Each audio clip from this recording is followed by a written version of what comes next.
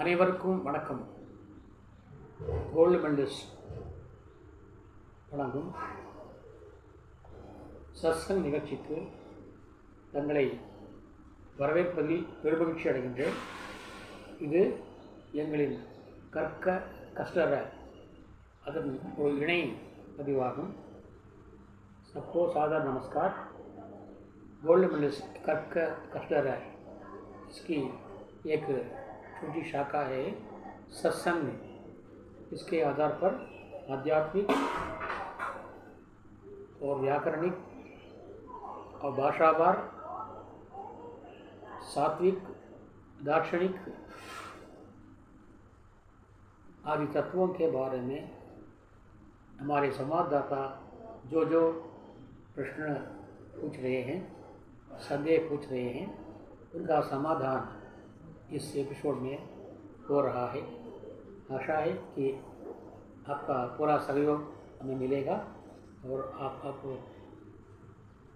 ज़्यादा से ज़्यादा सब्सक्राइब करके हमें प्रोत्साहन देंगे और निकट भविष्य में यानी चंद दिनों में उत्तर भारतवासी जो तमिलनाडु में नौकरी पाने वास्ते पधारे हुए हैं, यहाँ के निवासी बन गए हैं मानो, तो उनके लिए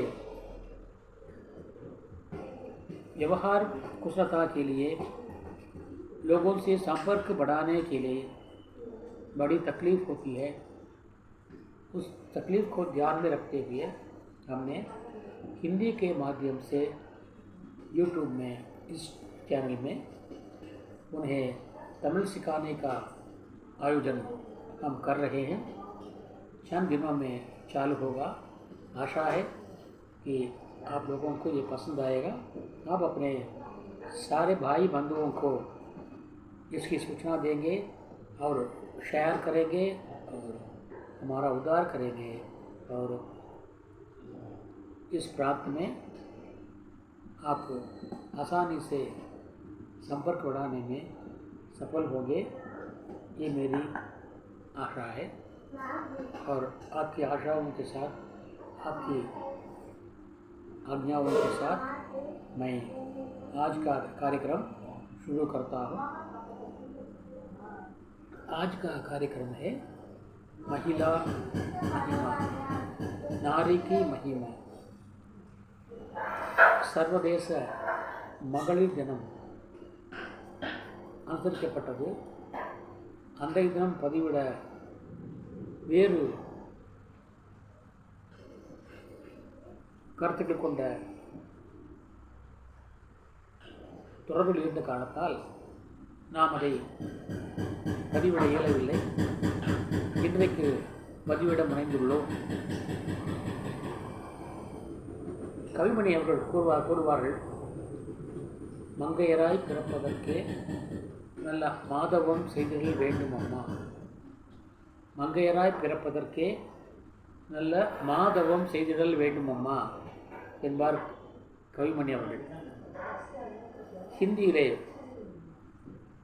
कवि जयशंकर प्रसाद कहते हैं, नारी तुम केवल श्रद्धा हो, नारी तुम केवल श्रद्धा हो, नारी तुम केवल श्रद्धा हो. ஒரு கவிஞர்,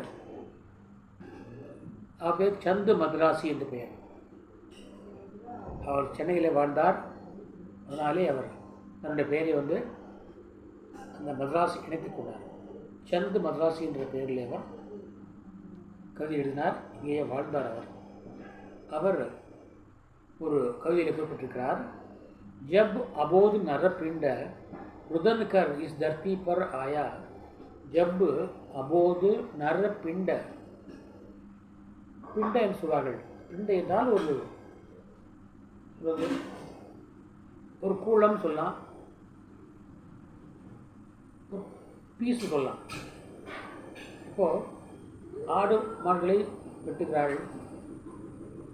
அது வெட்டுகிற பொழுது அதை தனித்தனியாக கூழ் போடுகிறார்கள் அல்லவா?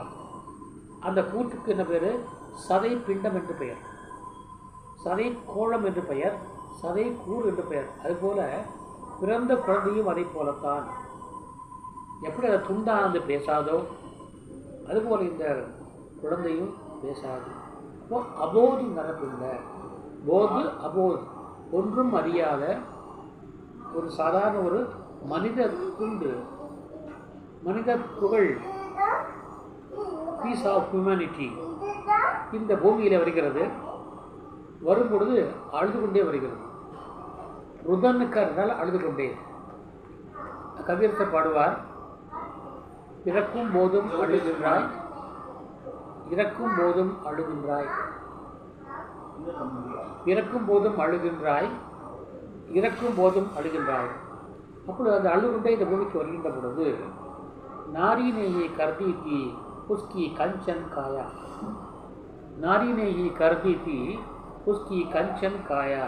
ஒரு சாதாரண சதை பிண்டமாக விழுந்த அந்த நரனுக்கு, அதாவது மனிதனுக்கு, அவர் உடம்பை வந்து பொன்னாக மாற்றுவது அந்த பெண்தான், அதாவது தாய்தான்.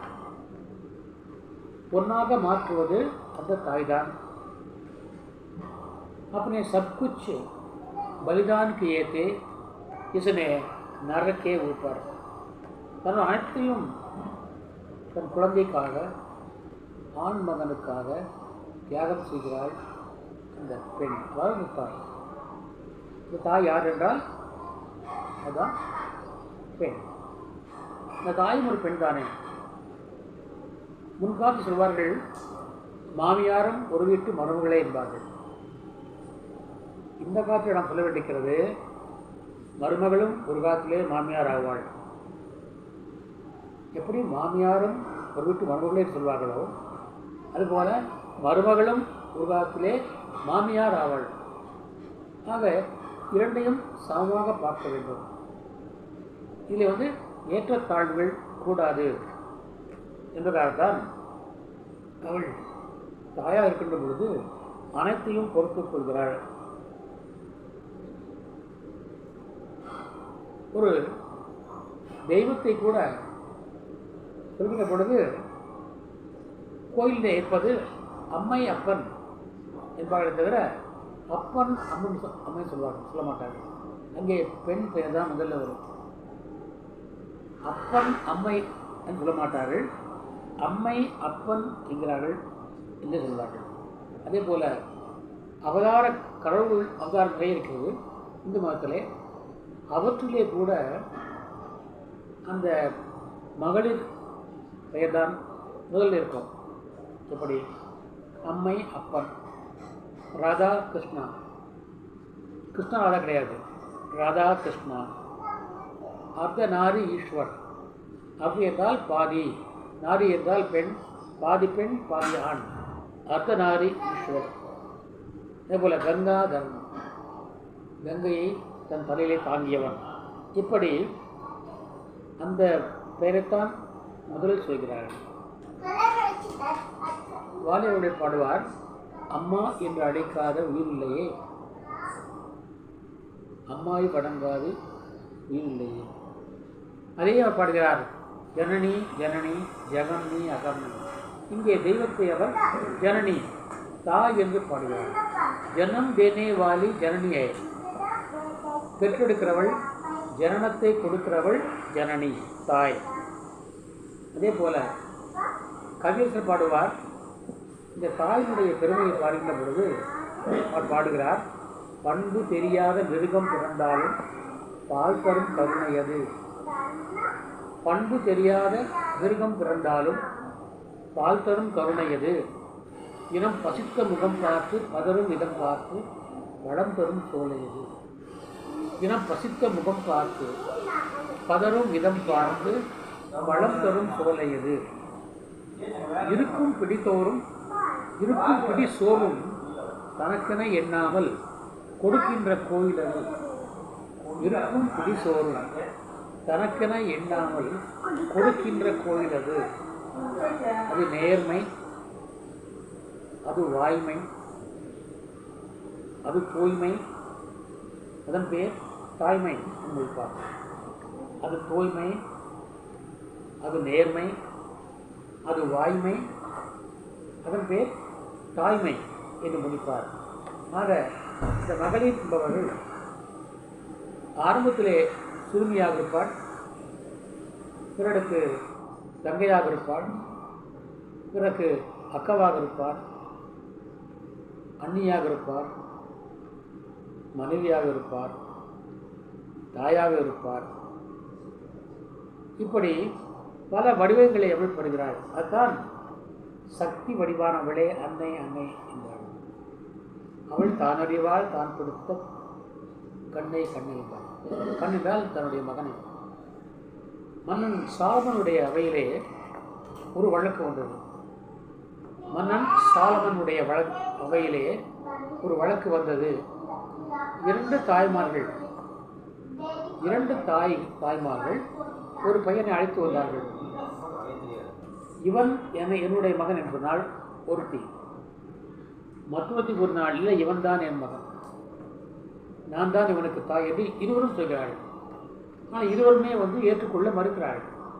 ஆனால் உண்மையான தாய் எவள் என்று கண்டுபிடிக்க மன்னன் சாலமன் ஒரு தந்திரம் செய்தான். காவல்களை அழைத்தான். காவல்களே வாருங்கள், இந்த குழந்தையை, இந்த பையனை இரண்டு கூறாக போடுங்கள். இரு துண்டாக வெட்டி ஒரு துண்டை இந்த பெண்ணுக்கும் இன்னொரு துண்டை இன்னொரு பெண்ணுக்கும் தருங்கள் என்று ஆணையிட்டான் மன்னன் சாலமன். அப்பொழுது அந்த பையனுடைய உண்மையான தாயார் என்றால் ஒரு தாய்க்கு பல பிள்ளை இருப்பதுண்டு, இரு தாய்க்கு ஒரு பிள்ளை பிறப்பதுண்டோ என்பார் கவியரசர். ஒரு தாய்க்கு பல பிள்ளை பிறப்பதுண்டு, ஒரு சேய்க்கு பல தாய்கள் இருப்பதுண்டோ. ஆகவே அந்த உண்மையிலேயே பெற்ற அன்னை சொன்னாள், அண்ணா என்னுடைய குழந்தை தான் இருந்தாலும் நீங்கள் அவளுக்கே கொடுத்து விடுங்கள், தயவு செய்து குழந்தையை கூறு போடாதீர்கள், குழந்தையை கூறு போடாதீர்கள் என்றால் என்னுடைய தாய் உள்ளம் அதை தாங்காது, என் தாய் உள்ளம் அதை தாங்காது. ஆகவே இந்த குழந்தையை இவளுக்கே நீங்கள் கொள்ளுங்கள் என்று அந்த தாய் உள்ளம் கூறியது. அதை பார்த்து சாலமன் தீர்ப்பு கூறினான், உண்மையான தாயார் இவள்தான். தன் தந்தை தன்னுடைய குழந்தையை கஷ்டப்படுவதை பார்க்க சேர்க்க மாட்டாள் எந்த ஒரு தாயும். இன்னொரு பெண் மௌனமாக இருந்தாள். அதை கேட்டவள் துடிக்கவில்லை. ஆகவே துடித்தவள் யார் என்றால் உண்மையான தாய் துடித்தாள். ஆகவே உண்மையான தாய் இவள்தான் என்ற ஒரு தீர்ப்பு கொள்கிறாள். இப்படியாக அந்த உண்மையான தாய் என்பவள் குழந்தைகளுடைய நன்மை தான் பார்ப்பாளே தவிர தீமையை பார்க்க மாட்டாள்.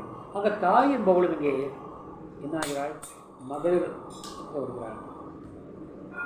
அதே போல தன்னுடைய கணவனுக்கு சத்தியவான், இங்கே சத்தியவான் சாவித்திரி கதை நான் சொல்ல விரும்புகின்றேன். சத்தியவானுக்கு மரண காலம் வந்துவிட்டது. யமன் வருகிறான். யமன் சத்தியவானை உயிரை பறிக்க வருகின்றான். அப்பொழுது அவனோடு வாக்குவாதம் செய்து அவன் தன் கைக்காலை மடக்கி தன் உயிரை பெற்று தன்னுடைய கணவன் உயிரை மீண்டும் பெற்று தந்தவள் சாவித்திரியாக. ஆக சத்தியவான் சாவித்திரி கதையில் இது வருகிறது. யமனோடு அவள் பேசுகின்ற அந்த டயலாக் கதை வாக்குவாதம் மிக அற்புதமாக இருக்கும்.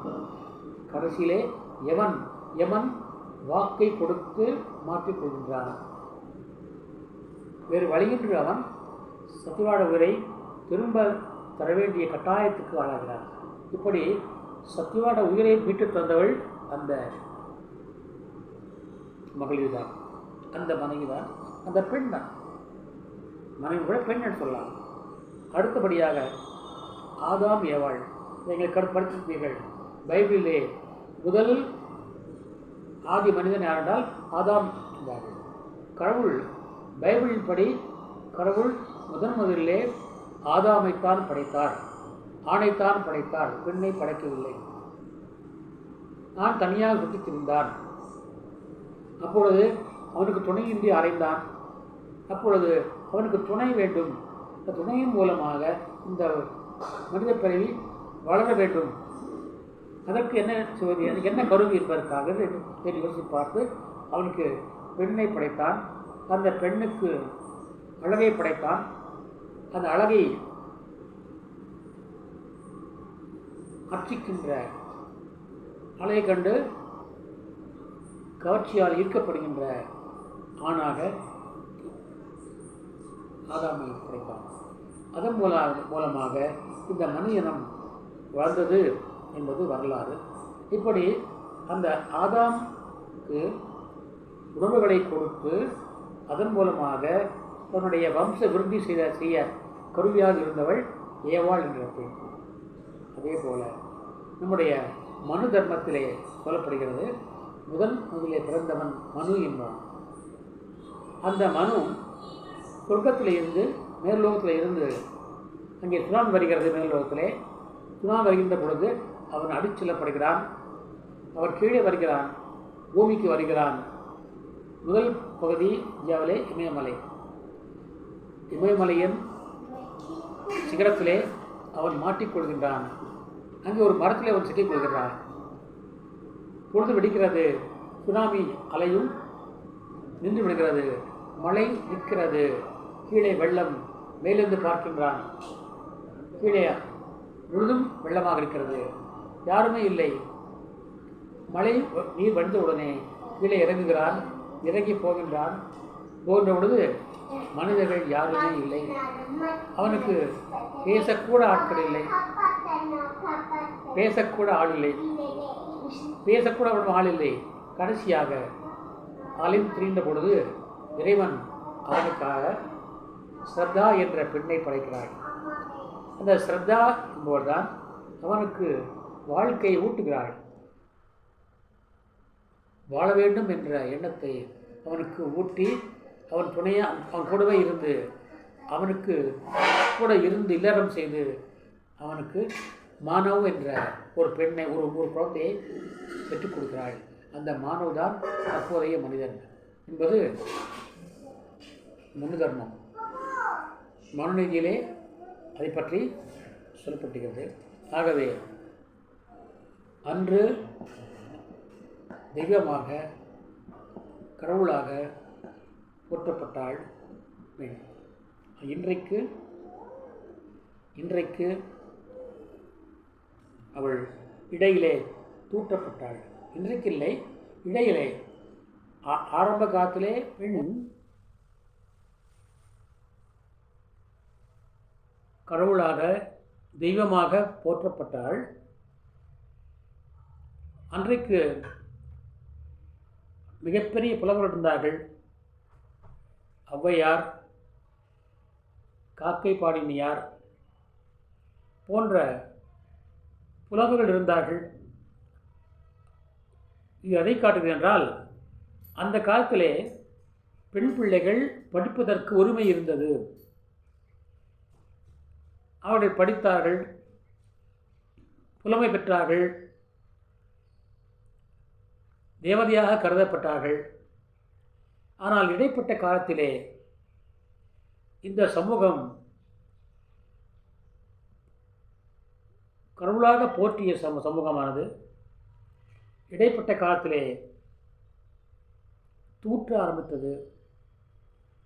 பெண்ணை போகப்பொருள் என்று கருதினார்கள். அடுப்பூதும் பெண்ணுக்கு படிப்பதற்கு என்பார்கள். அடுப்பூதும் பெண்ணுக்கு படிப்பதற்கு, ஆகவே படிக்கக்கூடாது, பெண்கள் வெளியே வரக்கூடாது, அவர்கள் அடிமைகள். சில இடங்களிலே பெண்கள் அடிமைகளாக விற்கவும் பட்டார்கள்.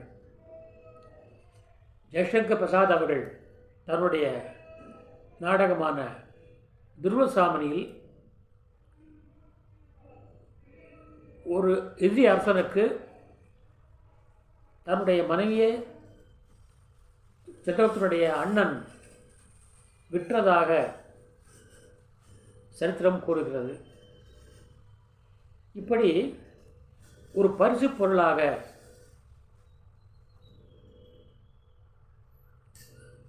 அடிமையாக ஆக்கப்பட்டால் இடைப்பட்ட காலத்திலே கோஸ்வாமி துளசிதாசன் அவரோடு கூறுவார்கள், இடத்திலே डोल शूद्र पशु नारी, डोल शूद्र पशु नारी ये सब ताड़न के अधिकारी. डोल मुरसु அடிப்படை பிறப்பிக்கப்பட்டது. சூத்ரன் தான் ஜாதிக்காரன் அடிப்பதற்காகவே படைக்கப்பட்டவன். டோல் சூத்ர பசு விலங்குகள் அடிப்பதற்காகவே படைக்கப்பட்டவை. அதேபோல் நாரி பெண்ணும் அடிப்பதற்காகவே அடைப்பதற்காகவே படைக்கப்பட்டவள் என்று துளசிதாசர் ஒரு இடத்திலே கூறுகின்றார். இந்த துளசிதாசர் ராமச்சரித்த மானஸ் என்ற காவியத்திலே ராமனுடைய படைப்பை, ராமனுடைய கேரக்டரை சமன்வயவாதி என்று சொன்னாரோ அதே துளசிதாசர் இங்கே இப்படி சொல்லியிருக்கின்றார். அதற்கு காரணம் என்றால் இடைப்பட்ட சமூகம் அப்படி கருதியது, பெண்களை போகப் பொருளாக கருதியது, அடிமையாக கருதியது. கணவன் இறந்த பெண் அவள் வாழக்கூடாது, உடன்கட்டை ஏற வேண்டும் என்று அந்த உடன்கட்டை ஏறும் பழக்கத்தை வைத்திருந்தார்கள். சில சமூகங்களிலே விதவை பெண்ணுக்கு தலையிலே மொட்டை அடிப்பார்கள், அவள் அழகை குலைப்பார்கள், சிறந்த உணவு தரமாட்டார்கள், ஒரு பாய் மட்டும் கொடுத்து மூலையிலே படுக்க வைப்பார்கள். வெளியே போனால் அவள் அபசகுணம், அவளை பார்க்கக்கூடாது, அவளோடு பேசக்கூடாது என்று அரை வயிறுக்கு கஞ்சி ஊற்றுவார்கள். அவளை உடலை மெலிய வைப்பார்கள், அவரை யாருமே கண்டுகொள்ள மாட்டார்கள். இப்படியெல்லாம் ஒரு காலம் இருந்தது. இப்படி ஒடுக்கப்பட்டாள் பெண், அடைக்கப்பட்டாள் பெண். பெண் அடிமை என்பது தொடர்ந்து பிற்காலத்திலே நாடு விடுதலை பெற்ற பிறகு, புதியுகம் பிறந்த பிறகு சிறு சிறிதாக மாறத் தொடங்கியது. பெண்கள் ஆணுக்கு நிகராக கல்வி கற்கத் தொடங்கினார்கள். அதற்கான உரிமையும் அவளுக்கு வழங்கப்பட்டன. கல்விக்கூடங்கள் திறக்கப்பட்டன. ஆங்கில கல்வி எந்த மொழி வேண்டுமானால் படிக்கலாம், எங்கு வேண்டுமானால் படிக்கலாம், கடந்தாண்டு செல்லும் படிக்கலாம் என்று படிப்பதற்கான வசதிகள் தரப்பட்டன. அன்றைக்கு இருந்த நிலைமையை சுட்டி காட்டி பல கவிஞர்கள் சொல்லியிருக்கிறார்கள். பெண் அடிமை ஒழிப்பதற்காக பல மகான்கள் தோன்றியிருக்கிறார்கள். உதாரணமாக ராஜா ராம் மோகன் ராய் அவர்கள் உடன்கட்டை ஏறும் பழக்கத்தை நிறுத்தினார். அதே போல் பீமராவ் அம்பேத்கர், தந்தை பெரியார், கபீர்தாசர் போன்றவர்களெல்லாம் பெண் அடிமை பழக்கத்தை உடைப்பதற்காக போராடினார்கள். பாரதியார் தன்னுடைய அநேக பாடல்களிலே பெண் அடிமைக்கு எதிராக பாடியிருக்கின்றார். மாதர் தம்மை இழிவு செய்யும் மடமையை கொளுத்துவோம் என்று பாடியிருக்கிறார். மாதர் தம்மை இழிவு செய்யும் மடமையை கொளுத்துவோம் என்று பாடியிருக்கிறார் பாரதியார் அவர்கள். பெண்களை புதுமை பெண்ணாக பார்த்தார் பாரதியார். நிமிர்ந்த நடையும் நேர்கொண்ட பார்வையும் நிலத்தில் யாருக்கும் அஞ்சாத நெறிகளும் என்ற தன்மை உடையதால் இந்திய மாதர் புகழப்பட்டார் என்று பாடுவார் பாரதியார். ஆக அனைவரும் சமம் என்று அந்த கருத்தை நாட்டிலே ஒலிக்கச் செய்தார்கள். இப்படியாக பெண் அடிமைத்தனத்துக்கு எதிராக போராடினார்கள் பலர். தமிழகத்திலே தமிழ் கவிஞர் கவியரசர் இந்த பெண் அடிமை குறித்து ஒரு பாடலிலே மிக அருமையாக சொல்கின்றார். ஓவியம் வரைகிறோம், ஓவியத்திலே பெண் ஓவியம் வரைகிறோம், அதை அழகாக சித்தரிக்கிறோம். அதை அவர் பாடுகிறார். சித்திரத்தில் பெண்ணுடதி சீர்படுத்தும் மாநிலமே, சித்திரத்தில் பெண்ணெழுதி சீர்படுத்தும் மாநிலமே, சித்திரத்தில் பெண்ணெழுதி சீர்படுத்தும் மாநிலமே, சித்திரத்தில் பெண்ணெழுதி சீர்படுத்தும் மாநிலமே, ஜீவனுள்ள பெண்ணினத்தை வாழவிட மாட்டாயோ, சித்திரத்தில் பெண்ணெழுதி சீர்படுத்தும் மாநிலமே, ஜீவனுள்ள பெண்ணினத்தை வாழவிட மாட்டாயோ, சித்திரத்தில் பெண்ணெழுதி சீர்படுத்தும் மாநிலமே. அன்னை என்றும் தெய்வம் என்றும் ஆர்ப்பரிக்கும் பெரியோரே, அன்னை என்றும் தெய்வம் என்றும் ஆர்ப்பரிக்கும் பெரியோரே, இன்னமுத தெய்வம் எல்லாம் ஏட்டில் வரும் தேன்தானோ, இன்னமுதர் தெய்வம் எல்லாம் ஏட்டில் வரும் தேன்தானோ, மன்னர் குல பெண்களுக்கும் கண்ணீர் விட வேண்டுமென்றால், மன்னர் குல பெண்களுமே கண்ணீர் விட வேண்டுமென்றால், மண்டலத்தில் பெண்களுக்கு வாய்த்த விதி இதுதானோ, மன்னர் குல பெண்களுக்கும் கண்ணீர் விட வேண்டுமென்றால், மண்டலத்தில் பெண்களுக்கே வாய்த்த விதி இதுதானோ, வாய்த்த விதி இதுதானோ, சித்திரத்தில் பெண்ணெழுதி சீர்படுத்தும் மாநிலமே, ஜீவனுள்ள பெண்ணினத்தை வாழவிட மாட்டாயோ, சித்திரத்தில் பெண்ணெழுதி சீர்படுத்தும் மாநிலமே என்று வருந்துகிறார் கவியரசர். அப்படி சித்திரத்தை கூட அழகுபடுத்துகின்றார். மாந்தர்கள் மாநிலம் பெண்களை அடிமைப்படுத்துகிறது. இப்படி பல கவிஞர்கள் வாடினார்கள், வருந்தினார்கள். அந்த நிலை மாறியது. இப்பொழுது அனைவரும் படிக்கிறார்கள், அனைவரும் கல்வி கற்கிறார்கள், அனைவரும் இப்பொழுது மிக அழகாக படிக்கிறார்கள். தன்னுடைய அனைத்து உரிமைகளையும் இப்பொழுது பெற்றிருக்கிறார்கள். சொத்துக்கூட அந்த காலத்து உரிமை இல்லாமல் இருந்தது. சொத்துக்கூட அன்றைக்கு பெண்களுக்கு உரிமை இல்லாமல் இருந்தது. இப்பொழுது தந்தையின் சொத்துக்கு பெண்களுக்கும் உரிமை உண்டு என்ற நிலை வந்திருக்கிறது. ஆக இந்த பூமியை கூட நாம் பூமாதா என்கிறோம், மண்ணையும் பூமாதா என்கிறோம். தாய் மண்ணே வணக்கம் என்று பாடியிருக்கிறார் ஒரு கவிஞர். இந்த பூமியை தாயாக கருதுகிறார். தாய் மண்ணே வணக்கம் என்று பாடியிருக்கிறார். ஆக பூமியை மண்ணை தேசத்தையும் மாதா என்கிறோம், பாரத மாதா என்கிறோம் நாட்டை. ஆக அனைத்தையும் இப்பொழுது பெண்ணாக கருதுகின்ற அந்த பழைய நிலை தற்பொழுது வந்திருக்கிறது.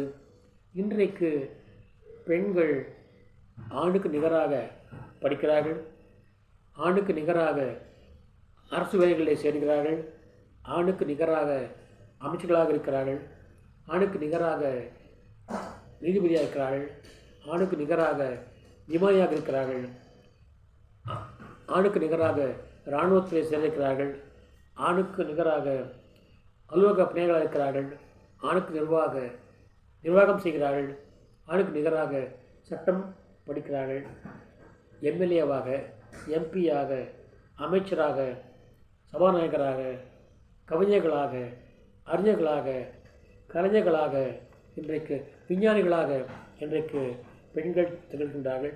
ஏன் ஜனாதிபதியாக கூட இருக்கின்றார் நம்முடைய ஜனாதிபதி திரௌபதி முர்மு அவர்கள். ஆக இசைவாங்களாக, கவர்னர்களாக இருக்கிறார்கள் நம்முடைய பெண்கள். இப்படி எல்லா வகைகளும் தற்பொழுது அவர்கள் முன்னேறிக்கொண்டு வருகின்றார்கள். ஏன் இன்றைக்கு ராக்கெட்டில் சுனிதா வில்லியம்ஸ் தெரிந்திருக்கிறார்கள்.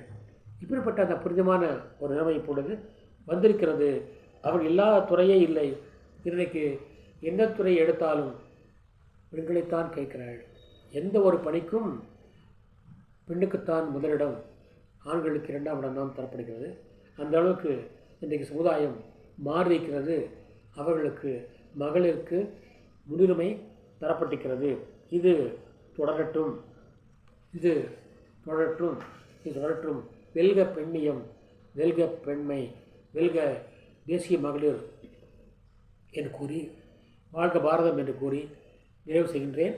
நாளை ஒரு புதிய தலைப்புடன் தங்களை சந்திக்க இருக்கின்றேன். அதுவரைக்கும் விடைபெறுவது தங்களின் ஆர் சுந்தரராஜன்.